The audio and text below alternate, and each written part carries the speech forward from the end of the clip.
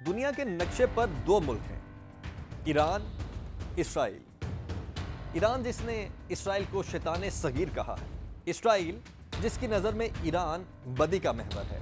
लेकिन क्या आपको ये पता है कि इसराइल और ईरान के दरमियान कभी गहरे और दोस्ताना ताल्लुकात थे। 1948 में जब फ़लस्तीनी सरजमीन पर यहूदियों के लिए अलहदा मुल्क बनाया गया तो ईरान उन चंद एक मुस्लिम ममालिक में शामिल था जिसने इसे गैर रस्मी तौर पर तस्लीम किया। और अगर 1950 की दिहाई की बात करें तो 1950 की दिहाई में दोनों के दरमियान तिजारती, अस्करी और सिफारती रवाबित बढ़े। ईरान इसराइल को तेल फ्राहम करता और इसराइल ईरान को दिफाई टेक्नोलॉजी। लेकिन फिर 1979 में ईरान में मजहबी इनकलाब आता है, रजीम तब्दील होता है। रजीम की तब्दीली के साथ इसराइल बारे पॉलिसी भी बदल जाती है। ईरान ने इसराइल को एक नाजायज़ रियासत का दर्जा दिया और ये वो लम्हा था जब ईरान इसराइल की दोस्ती नजरियाती दुश्मनी में बदली। ईरान इसराइल मुखालिफ गिरोहों की पुष्पनाही करने लगा और इसराइल ने ईरान के वजूद को अपने लिए सबसे बड़ा खतरा करार दिया। ऐसा खतरनाक मुल्क जो कि एटम बम भी बना सकता है। और फिर इसराइल ने ईरानी साइंसदानों को चुन चुन कर शहीद करना शुरू किया।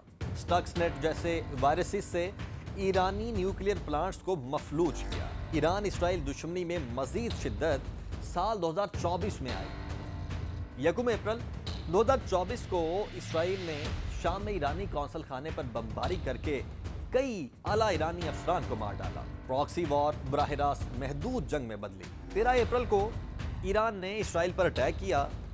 100 से जायद मिसाइलों और ड्रोन्स ने इसराइल के फौजी अड्डों, एयर डिफेंस सिस्टम्स और न्यूक्लियर तंसीबात को निशाना बनाया। और इसराइल ने यह दावा किया कि 99% हथियार रास्ते में ही तबाह हुए हैं, मगर कुछ अहदाफ मुतासिर भी हुए। ईरान के इसराइल पर बराह रास्त हमले के बाद मशरिक़ वस्ता में एक बड़ी जंग का खदशा बढ़ गया और फिर रबा माह 13 जून को इसराइल ने प्रीएम्प्टिव स्ट्राइक करके इस खदशे को हकीकत में बदल दिया। ईरान में इसराइल का बरसों से बिछाया गया जासूसी का निज़ाम मुतहर्रिक हुआ। इसराइल ने ईरान के दिफाई और जौहरी अहदाफ पर बड़ा हमला किया। 1 दर्जन से जायद जौहरी साइंसदान, आर्मी चीफ समेत आला अस्करी क़यादत इसराइली हमलों का निशाना बने। ईरान ने इसराइल पर बराह रास्त मिसाइल और ड्रोन हमले करके मशरिक़ वस्ता में एक नई कशीदगी को जन्म दिया। बड़े पैमाने पर जंग छिड़ गई। ईरान ने सैकड़ों हथियार इसराइली फौजी अड्डों, दिफाई निज़ाम और हसास तंसीबात पर दागे। इसराइल ने ज़्यादातर हमले तो नाकाम बनाने का दावा किया, मगर जो बैलिस्टिक मिसाइल और ड्रोन्स थे उन्होंने इसराइल के दिफाई निज़ाम को चकमा देते हुए अपने हदफ का तयन किया और अपने हदफ तक पहुँचे। इसराइल के लाखों शहरी बंकर्स में पनाह लेने पर मजबूर हुए। इससे अरबों डॉलर्स का मुआशी नुकसान हुआ। ईरान ने साइबर हमलों से इसराइल के नेटवर्क्स को भी निशाना बनाया और ये जनाब पहला मौका था जब ईरान ने ना सिर्फ अपनी अस्करी ताकत का अमली मुजाहरा किया बल्कि इसराइली दिफाई साख को भी बड़ा चैलेंज मिला। हर गुजरते दिन के साथ ईरान की पोजीशन मजबूत और इसराइल की कमज़ोर होने लगी। और फिर इसराइल को मज़ीद नुकसान से बचाने के लिए कहानी में एक हैवी वेट करैक्टर दाखिल होता है और वो करैक्टर है अमेरिकी सदर डोनाल्ड ट्रंप। तारीख की तारीकी में ऑपरेशन मिडनाइट हैमर शुरू हुआ। 125 जंगी तैयारों का हिफाजत हिसार, बंकर बस्टर बमों से लैस B-2 बमबार तैयारों से एस्फहान, नतंस और फोर्दो में ज़ेरे ज़मीन ईरानी जौहरी साइट्स को निशाना बनाया गया।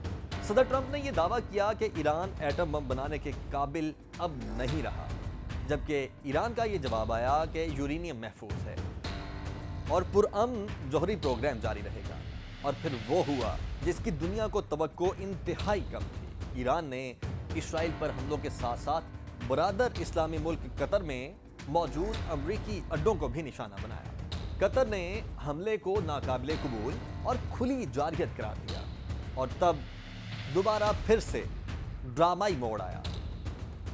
पाक भारत की कशीदगी की तरह यहाँ भी अमेरिकी सदर डोनाल्ड ट्रंप ने सोशल मीडिया पर सीज फायर का ऐलान किया। बज़ाहिर तो 12 रोज बाद खूनी जंग खत्म हुई, लेकिन चंद ही घंटे बाद इसराइल ने ईरान पर सीज फायर का इल्जाम लगाया। ईरान ने भी इसराइल को नाकाबिले एतबार करार देकर जवाबी कार्रवाई का ऐलान किया। अब दुनिया दोराहे पर खड़ी है। اگر ایران اور اسرائیل سیز فائر کی خلاف ورزی کرتے ہیں اور امریکہ کے بعد کوئی اور بڑی طاقت مداخلت کرتی ہے تو مشرق وسطیٰ میں جنگ کا دائرہ کار پھیل سکتا ہے، یا پھر ایران کے جوہری پروگرام پر عالمی طاقتیں کسی معاہدے پر متفق ہو جائیں۔ آنے والے دن اب یہ بتائیں گے کہ کیا یہ صرف جنگ کا درمیانی وقفہ ہے یا پھر امن کی آخری کوشش ہے۔